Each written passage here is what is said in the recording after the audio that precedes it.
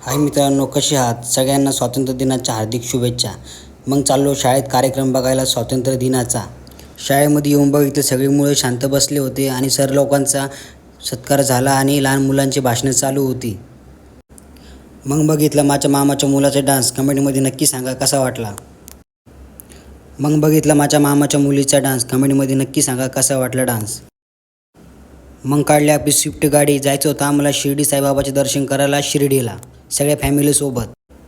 मग माझी सगळी फॅमिली बसली गाडीमध्ये एकदम ओकेमध्ये. मग टाकलं गाडीमध्ये 5,000चं डिझेल. मग गाडी निघल्यावर आमचा शौर्य आईसोबत मस्त खेळत होता आणि हवाचा आनंद घेत होता. गाडीमध्ये गाणे पण चालू होते. मग तो खूप हसत होता आणि सगळ्यांना बोलत पण होता.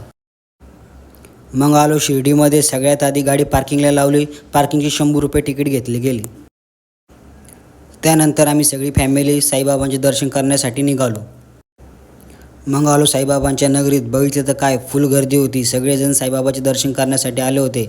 बघितलं तर काय साईबाबांच्या पुतळ्याजवळ सगळेजण फोटो काढत होते. फायनली आम्ही साईबाबाच्या मंदिरात जवळ आलो. आता आमची वेळ होती रांगेत उभा राहायची, कारण दर्शन करायचं होतं आम्हाला. मग आम्ही फुल गर्दी बघून थोडं पुढं गेलो आणि रांगेत उभा राहिलो. रांगेत उभा राहून फायनली साईबाबांचे दर्शन झाले आणि त्यांच्या चरणाशी मी नतमस्तक झालो आणि माझ्या सगळ्या फॅमिलींनी साईबाबांचे दर्शन घेतले. मग आलो आम्ही शिर्डीचा साईबाबाचा महाप्रसाद खायला. एकदम फुल गर्दी होती तिथे. मग आम्ही सगळेजण महाप्रसाद खाण्यासाठी बसलो. बघितलं तर काय आम्ही सगळी फॅमिलीसोबत बसलो होतो महाप्रसाद खायला. बघितलं तर काय एकदम फुल गर्दी होती. 1,000-1,500 लोक महाप्रसाद खाण्यासाठी आले होते. मग महाप्रसाद झाल्यानंतर सगळ्यात आधी आलो बाहेर आणि सगळ्यात आधी फ्रेश झालो एकदम ओकेमध्ये. मग आम्ही सगळेजण बाहेर आल्यानंतर एकदम फोटो क्लिक केले. साईबाबाच्या मंदिराजवळ केले आणि बाकी नंतर साईबाबाच्या पुतळ्याजवळ केले. मस्त वातावरण होतं आणि सगळेजण फोटो काढण्यासाठी व्यस्त होते. मग माझ्या शौर्यासोबत फोटो काढला. मग माझ्या आईवडिलांसोबत एक फोटो काढला त्यांचा.